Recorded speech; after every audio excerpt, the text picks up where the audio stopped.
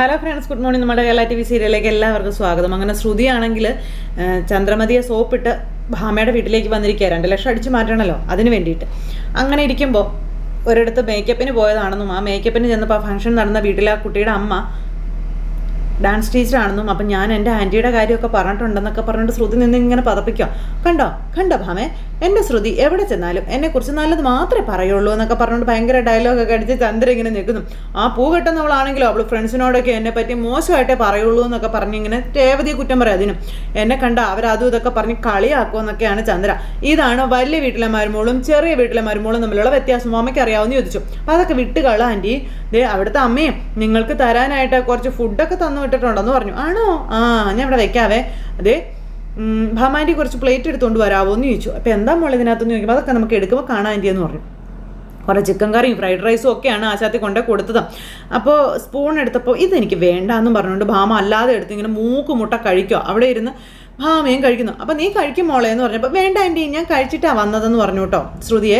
ഈ സമയത്ത് ശ്രുതിയുടെ മനസ്സിൽ എന്തൊക്കെയോ ചിന്തകളുണ്ട്.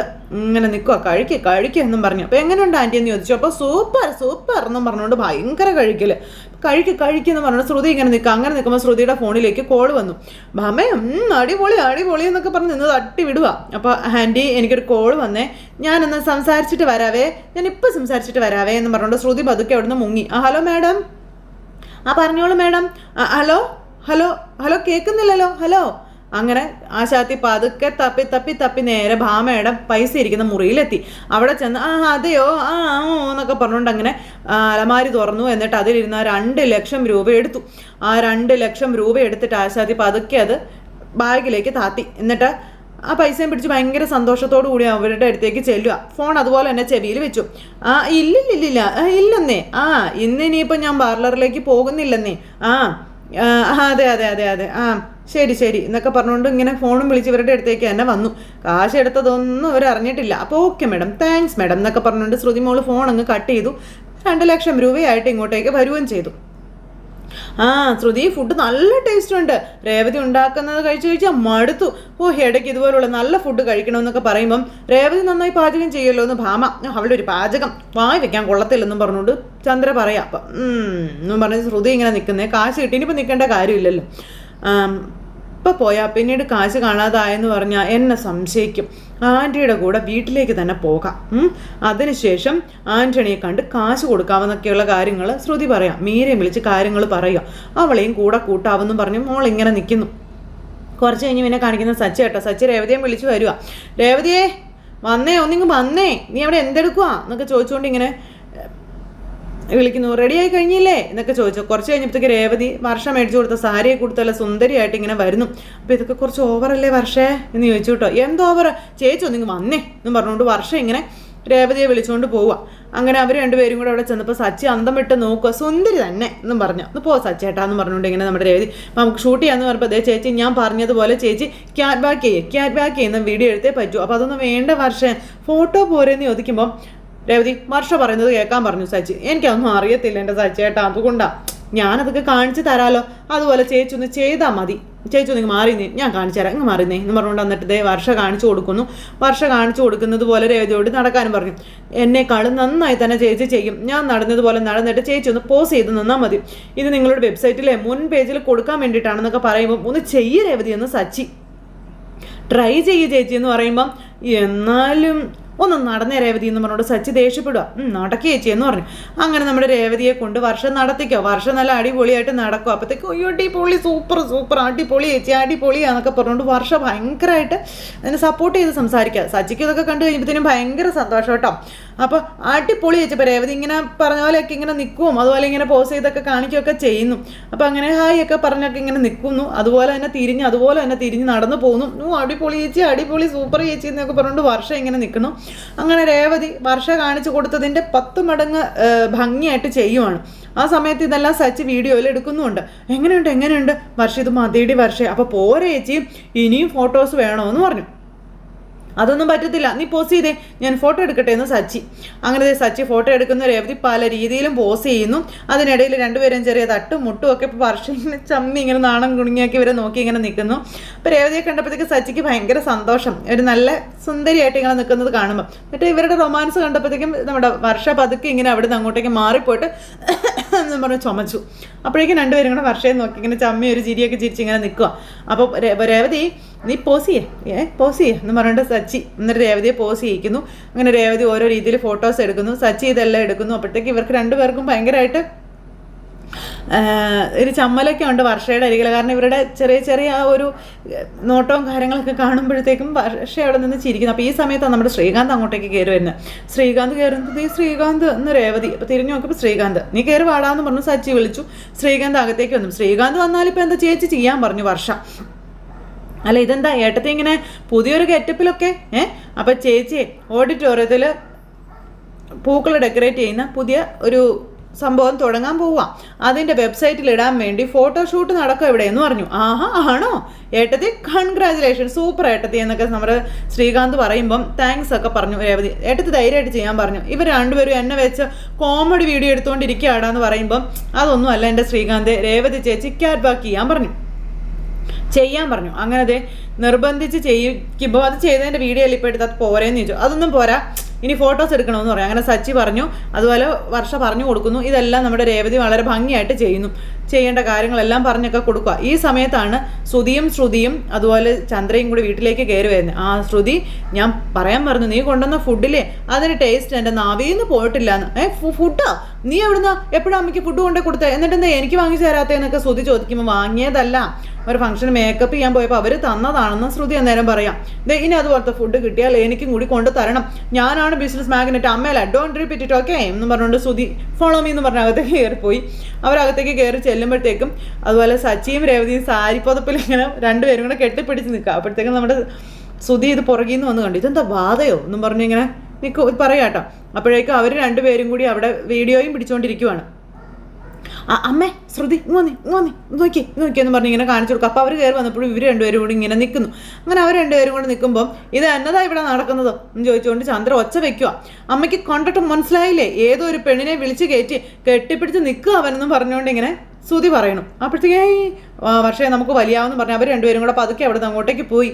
അപ്പോൾ ഏതോ ഒരു പെണ്ണോ എന്ന് പറഞ്ഞിട്ട് രേവതി സച്ചി അന്തം വിട്ട് ഇങ്ങനെ നിൽക്കുക കേട്ടോ. അപ്പോൾ അവർക്കിട്ടൊരു പണി കൊടുക്കാമെന്ന് സച്ചി മനസ്സിൽ വിചാരിച്ചു. ആ സമയത്ത് എന്ന് പറഞ്ഞിട്ട് രേവതിയെ കെട്ടിപ്പിടിക്കുക സച്ചി കേട്ടോ. അങ്ങനെ കെട്ടിപ്പിടിച്ച് ഇങ്ങനെ നിൽക്കുമ്പോഴത്തേക്കും ഇവരകത്തേക്ക് കയറി വന്നു. എന്താണായി കാണിക്കുന്നതെന്ന് ചോദിച്ചു. അപ്പോൾ നിങ്ങളാരാ അതൊക്കെ ചോദിക്കാൻ, ഞാനെൻ്റെ ഇഷ്ടം പോലെ ചെയ്യും. ഇതേ ബോംബെയിൽ നിന്ന് കൊണ്ടുവന്ന മോഡലാണെന്ന് നമ്മുടെ സച്ചി പറയാം. അപ്പോഴത്തേക്ക് രേവതി സച്ചി കേട്ടോ എന്നെ ഈ പറയുന്നതെന്ന് ചോദിച്ചു. മുംബൈയിൽ നിന്ന് കൊണ്ടുവന്ന മോഡൽ പോലെ എന്ന് പറഞ്ഞിട്ട് ശ്രുതി അന്തം പെട്ടിങ്ങനെ നോക്കി നിൽക്കുക. അപ്പം അമ്മ നിനക്ക് നാണം ഉണ്ടോടാ, നീ ഇതും തുടങ്ങിയല്ലേ എന്ന് ചന്ദ്ര ചോദിക്കുവാണ്. ആഴ്ചേൻ്റെ പല്ലിയാൻ താഴെ ഇടുമെന്നൊക്കെ പറഞ്ഞുകൊണ്ട് ഇങ്ങനെ എവിടെടാ അവള്, ആര് രേവതി എവിടെയാടാ എന്ന് ചന്ദ്ര ചോദിച്ചു. അപ്പോൾ രേവതി ഇങ്ങനെ നോക്കുക. അവളെവിടെങ്ങ ഇല്ല, അവളില്ലാത്ത തക്കത്തിന് മോഡലിനെയും കൂട്ടി വന്ന് കൂത്താടുകല്ലേടാ എന്ന് ചോദിച്ചു. വൃത്തികെട്ടവനെ കൊല്ലും നിന്നെ ഞാനെന്നൊക്കെ ഇങ്ങനെ ചന്ദ്ര പറയുമ്പം ഇനി എവിടെ പോകും, അവിടെ നിൽക്കുന്നു പറഞ്ഞ് സച്ചി ഇങ്ങനെ കെട്ടിപ്പിടിച്ചുകൊണ്ട് തന്നെ നിൽക്കുന്നു. കൂടി മാത്രമേ ഉള്ളൂ എന്ന് ഞാൻ വിചാരിച്ചു വെച്ചിരുന്നത്, ഈ ഏർപ്പാട് നിനക്കുണ്ടല്ലേ എന്ന് ചോദിച്ചു. നാണം കെട്ടവനെ ഇറങ്ങടെ വിളയും പിടിച്ചുകൊണ്ട് ഇവിടെ നിൽക്കുമെന്ന് പറഞ്ഞു. അല്ലെങ്കിൽ ചൂലെടുത്ത് അടിച്ചിറക്കും ഞാൻ പറഞ്ഞു. ചന്ദ്ര ഒന്ന് ഒച്ച വയ്ക്കുമ്പോൾ ശ്രീകാന്തും വർഷയത് അപ്പുറം നിന്ന് കാണും. എന്നിട്ട് അവർ നിന്ന് ഭയങ്കര ചിരിയും. എടാ നീ എന്നെ കണ്ടു പഠിക്കടാ, എൻ്റെ ജീവിതത്തിൽ ഒരേ ഒരു പെണ്ണയുള്ളൂ, അത് ഈ ശ്രുതി ചതിക്കല ഞാൻ അവളെ ഒരിക്കലും. എടാ ഓട്ടക്കാരാ നീ പുറകോട്ടൊന്ന് തിരിഞ്ഞു നോക്കാൻ പറഞ്ഞു. അപ്പോൾ എടാ ഇവിടെ ഇല്ല, അവിടെ നിനക്ക് എത്ര പെണ്ണുണ്ടെന്ന് ഇവിടെ എല്ലാവർക്കും അറിയാടാ എന്നും പറഞ്ഞുകൊണ്ട് അന്നേരം നമ്മുടെ സച്ചി ശ്രുതിയോട് പറഞ്ഞു. എന്നും പറഞ്ഞുകൊണ്ട് ശ്രുതി അന്നേരം നിൽക്കുക, 2 ലക്ഷം അടിച്ചുകൊണ്ട് വന്ന് നിൽക്കുക. എന്നിട്ട് ഒരു കൂസലും ഇല്ല. കല്യാണം കഴിച്ച പെണ്ണിനെ ചതിച്ച് വേറൊരു പെണ്ണിനെ കൂട്ടിക്കൊണ്ട് വന്നിരിക്കുക അല്ലേടാ, നിന്നെ ഞാൻ എന്ന് പറഞ്ഞുകൊണ്ട് ചന്ദ്ര സച്ചി ഇങ്ങനെ കെട്ടിപ്പിടിച്ച് തന്നെ നിൽക്കുക. അപ്പോൾ എന്ത് ധൈര്യത്തിലാണ് നീ ഇവളെ കൂട്ടിക്കൊണ്ട് വന്നതെന്നൊക്കെ ചോദിച്ചുകൊണ്ട് ഇങ്ങനെ ചന്ദ്ര ശ്രുതി നീ രേവതിയെ വിളിക്കാൻ പറഞ്ഞു. വിളിക്കാമെന്ന് പറഞ്ഞ് ശ്രുതി വിളിക്കാൻ തുടങ്ങും. ഇല്ലെങ്കിൽ വേണ്ട ഞാൻ തന്നെ വിളിച്ചോളാം എന്ന് പറഞ്ഞുകൊണ്ട് എടുത്ത് വിളിക്കാൻ തുടങ്ങുമ്പോഴേക്കും സച്ചി നിന്ന് ചിരിച്ചു. അമ്മേ വിളിക്കണ്ട, അവളിവിടെ തന്നെ ഉണ്ടമ്മേ എന്നും പറഞ്ഞിങ്ങനെ പറയാം. അപ്പോൾ ഇവിടെയോ എവിടെ? അപ്പോഴേക്ക് രേവതിയെ തിരിച്ചു നിർത്തി. അപ്പോൾ രേവതിയെ കണ്ടു കഴിഞ്ഞപ്പോഴത്തേക്ക് ഇവരെല്ലാവരും ചമ്മിപ്പോയി അന്തം വിട്ടിങ്ങനെ നിൽക്കും കേട്ടോ. അപ്പോൾ രേവതി അമ്മേ ഇത് ഞാനാ എന്ന് പറഞ്ഞു. അപ്പോഴത്തേക്കും എന്നും പറഞ്ഞുകൊണ്ട് ശ്രുതിയൊക്കെ ഇങ്ങനെ നിൽക്കുക. വേറെ മോഡലൊന്നും അല്ല, അപ്പോൾ ഒരു മോഡലേ ഉള്ളൂ, അത് ഈ മോഡലാ അമ്മേ എന്ന് ചന്ദ്രയോട് അന്നേരം പറഞ്ഞു ചമ്മി എന്നും പറഞ്ഞുകൊണ്ട് സുധി ഇങ്ങനെ ഇവിടെ നിൽക്കുക. അമ്മേ, ഓഡിറ്റോറിയത്തിലെ പൂക്കൾ ഡെക്കറേറ്റ് ചെയ്യാൻ വേണ്ടി ഓർഡേഴ്സ് എടുക്കുന്നുണ്ടേ, അതിനൊരു വെബ്സൈറ്റ് തുടങ്ങുന്നുണ്ടേ, അപ്പോൾ അതിലിടാൻ വേണ്ടി ഫോട്ടോസ് എടുക്കുമായിരുന്നു എന്ന് പറയുമ്പം അതിനാണോ ഇങ്ങനെ കോലം കെട്ടി നിന്നത്? ഓ ഞാൻ വേറെ എന്തൊക്കെയോ വിചാരിച്ചു പോയി എന്നൊക്കെ ചന്ദ്രൻ ഇങ്ങനെയെന്ന് പറയുമ്പോൾ രേവതിയേ അമ്മയ്ക്കെന്നോട് സ്നേഹമൊക്കെ ഉണ്ട് കേട്ടോ. ഞാൻ നിന്നെ ചതിക്കാണെന്ന് കരുതിയിട്ട് അമ്മ പൊട്ടിത്തെറിച്ചത് കണ്ടില്ലേ എന്ന് സച്ചി അന്നേരത്തേക്കും ഇങ്ങനെ ചന്ദ്രയോട് പറഞ്ഞു, രേവതിയോട് പറഞ്ഞു. അപ്പോൾ ചന്ദ്ര ഒന്നും മിണ്ടാതെ ഇങ്ങനെ നിൽക്കുക. എന്നിട്ട് ഒന്നും മിണ്ടാതെ ചന്ദ്ര അകത്തേക്ക് കയറി പോകുമ്പം അമ്മേ എന്ന് പറഞ്ഞ് രേവതി വിളിച്ചു കേട്ടോ. അതെ, എൻ്റെ സച്ചേട്ടൻ അങ്ങനെ ഒരാളല്ല അമ്മേ, എന്നാലും എന്നെ അധികം അദ്ദേഹം ചതിക്കാണെന്ന് കരുതി അമ്മയ്ക്ക് വിഷമം തോന്നിയല്ലോ. അമ്മ എനിക്ക് വേണ്ടി സംസാരിച്ചല്ലോ എന്ന് രേവതി ഇങ്ങനെ പറയണു. എനിക്കതിൽ സന്തോഷമായമ്മയെന്ന് പറയുമ്പം എന്നും പറഞ്ഞ ചന്ദ്ര ഇങ്ങനെ നിൽക്കുക എന്നും പറഞ്ഞുകൊണ്ട് നമ്മുടെ സച്ചി അന്നേരം സുധിയെ കാണിച്ചു. ബാക്കിയുള്ളവരുടെ സമാധാനം പോയി എന്നും പറഞ്ഞുകൊണ്ട് ഇങ്ങനെ സുധി, അതെ അമ്മേ, അപ്പോൾ അമ്മയുടെ മരുമകളായിട്ട് അമ്മ എന്നെ കാണുന്നുണ്ടല്ലേ എന്ന് രേവതി ചോദിച്ചപ്പം ഓ മതി മതി മതി മതി നിർത്തിക്കോ, വേറെ ഏതോ പെണ്ണിനെ വീട്ടിൽ കൊണ്ടുവന്ന് വിചാരിച്ചിട്ടാണ് ഞാൻ പറഞ്ഞത്, അല്ലാതെ നീ വിചാരിക്കുന്നത് പോലെ ഒന്നും അല്ല എന്ന് ചന്ദ്ര രേവതിയോട് പറയുന്നു. എന്നും പറഞ്ഞുകൊണ്ട് നമ്മുടെ സച്ചി അന്നേരം അവിടെ ഇങ്ങനെ നിൽക്കുക. ദേ, നിനക്ക് ഫോട്ടോ എടുക്കണമെങ്കിൽ വേറെ സ്ഥലമൊന്നും കിട്ടിയില്ലേന്ന് ചോദിച്ചു, നീ പുറത്ത് പോയി വേറെ എവിടെയെങ്കിലും എടുത്തൂടെ, ചുമ്മാ ആളെ വിഡ്ഢിയാക്കാനായിട്ടെന്ന് പറഞ്ഞുകൊണ്ട് ചന്ദ്ര അവിടെ നിന്ന് കയറി പോയി കഴിഞ്ഞപ്പോഴത്തേക്കും നമ്മുടെ സച്ചി ഇങ്ങനെ നോക്കും. അമ്മേ, എടാ നീ വേറെ ഏതോ പെണ്ണിനെ കൂട്ടിക്കൊണ്ട് വന്നെന്ന് ഞങ്ങൾ വിചാരിച്ചതെന്ന് പറയുമ്പോൾ അത് ഞാൻ നിന്നെ പോലെയാണെന്ന് കരുതിയോന്ന് ചോദിച്ചു സച്ചി. സുധി ഇവനോടൊന്ന് സംസാരിക്കാൻ നിൽക്കണമെങ്കിൽ വന്നേ അന്ന് പറഞ്ഞുകൊണ്ട് ശ്രുതി വിളിച്ചുകൊണ്ട് പോയിപ്പോൾ അമ്മയ്ക്ക് എവിടെയൊക്കെയോ ചെറിയൊരു ഇഷ്ടം നിന്നോടുണ്ട് എന്ന് സച്ചി പറയുന്നു. രേവതിയോട് ഉണ്ടോയെന്നറിയില്ല, ഉണ്ടെങ്കിൽ വലിയ സന്തോഷമൊന്ന് രേവതി. ഉറപ്പായിട്ടുണ്ട് രേവതി, അതിൻ്റെയാണ് നമ്മളിപ്പോൾ ഈ കണ്ടതെന്ന് പറഞ്ഞുകൊണ്ട് ഇവർ രണ്ടുപേരും കൂടെ ആ പ്രതീക്ഷയോടുകൂടി നിൽക്കുക. തൊട്ടടുത്ത നിമിഷം ശ്രുതിയും മീരയും കൂടി 2 ലക്ഷമായിട്ട് ആൻ്റണിയുടെ അടുത്തേക്ക് ചെന്നു. ആൻ്റണിയെ പൈസ എണ്ണുക. ആ സമയത്ത് കൃത്യം പൈസ ഉണ്ട് ആൻ്റണി എന്ന് പറയുമ്പം ഞാൻ എപ്പോഴും പൈസ എണ്ണിയെ മേടിച്ച് ശീലമുള്ളൂ, അതുകൊണ്ടാണ് ഞാൻ പൈസ എണ്ണുന്നത് കേട്ടോ എന്ന് ആൻ്റണി ഇങ്ങനെ പറയണു. അങ്ങനെ എണ്ണി പൈസ കിട്ടി. അപ്പോൾ അവൻ്റെ കാര്യത്തിൽ ഏകദേശം തീരുമാനമായി എന്നും പറഞ്ഞുകൊണ്ട് ഇങ്ങനെ ഈ ആൻ്റണി പറയുമ്പോൾ അവൻ മരിച്ചോ എന്ന് ശ്രുതി ചോദിച്ചു. പേടിക്കണ്ട, അവൻ മരിച്ചിട്ടൊന്നുമില്ല എന്ന് പറഞ്ഞു. അവൻ്റെ ബ്ലാക്ക് മെയിലിംഗ് കാലം അവസാനിച്ചു എന്നാണ് ഞാൻ പറഞ്ഞത് എന്നൊക്കെ ഇങ്ങനെ ആൻ്റണി പറയുന്നു. ഇനി കാശിന് വേണ്ടി അവൻ നിന്റെ പിന്നാലെ വരില്ല എന്നും അവൻ്റെ ചാപ്റ്റർ ക്ലോസ് ആയിട്ടുണ്ടെന്നും ആൻ്റണി പറയുന്നു. അപ്പോൾ എന്താ ചെയ്യാൻ ഉദ്ദേശിക്കുന്നതെന്ന് വെച്ചാൽ പെട്ടെന്ന് ചെയ്യണം, ഇനി ഇവളോട് കാശ് ചോദിക്കരുത്, ഇത് തന്നെ സംഘടിപ്പിക്കാൻ പെട്ട പാട് ഞങ്ങൾക്ക് അറിയാമെന്നൊക്കെ പറഞ്ഞ് മീര നിൽക്കുമ്പോൾ ഞാനെന്ത് ചെയ്യാനാ? അപ്പോൾ ഇവളുടെ എന്തോ സീക്രട്ട് നവീൻ ദാസിന് അറിയാം, അത് വെച്ചിട്ടാണല്ലോ ബ്ലാക്ക് മെയിൽ തുടർന്നുകൊണ്ടിരിക്കുന്നത്. കാണാൻ പോയാൽ ഇപ്പം എന്ത് സീക്രട്ട് അവൻ പുറത്ത് വിടത്തൊന്നും ഇല്ലല്ലോ, അത്രയും സമാധാനമല്ലേ, കാശിനേക്കാളും വലുതല്ലേ നിന്റെ ലൈഫ് ശ്രുതി എന്ന് ചോദിച്ചപ്പം ദേഹിബൻ ഉള്ളിടത്തോളം കാലം എനിക്ക് പ്രശ്നം തന്നെയാണെന്ന് ശ്രുതി അന്നേരം പറഞ്ഞു. ഭീഷണിപ്പെടുത്തി എങ്ങോട്ടെങ്കിലും ഒന്ന് പറഞ്ഞു വിട്ടേക്കണമെന്നും ശ്രുതി പറയുമ്പം അത് തന്നെയാണ് എൻ്റെയും പ്ലാൻ എന്ന് പറഞ്ഞു ആൻ്റണി. ചികിത്സ കഴിഞ്ഞ് അവൻ എഴുന്നേറ്റ് നടക്കാൻ തുടങ്ങിയാൽ അപ്പം ഞാൻ അവനെ പാഴ്സൽ ചെയ്യുമെന്നും പറഞ്ഞു.